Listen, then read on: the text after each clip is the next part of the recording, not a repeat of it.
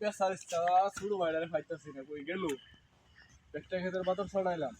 আজকে আয়ুক খালি বাড়ি, আজকে আইলে তৈরি রকম বন্ধ সম্পদ ঘুরে খাইলো, আর আমার কোমরটা ফালাইলো। সব কাম আমার করুন লাগে। আজকে আয়ুক আমি কোথা লাইনে থইলাম। আমার তো বাতর ছাড়া গেড়া, ওই ওই বেটা সারাদিন কই খেতে বেঁকে অত আমি ছড়াইলাম, কাম করে না। হ্যাঁ, এটা সব সম্পত্তি আমার, তিন বাতের ছড়ো কেটে করছিস। আব্বা তো হয়েছে, আমরা দুই দুই ভাই। আব্বা সব আমার আছে। তোর তো কোনো প্রমাণ আছে? হ্যাঁ আছে। প্রমাণ ভাই করি, তাই কোনো প্রমাণ আনি। এই যে দেখো প্রমাণ লই আইছি। ভাই কর, এই যে দেখো, এই তো সব সম্পত্তির কাগজ। দেখি দেখি, এই যে দেখো, 1125 দাগ।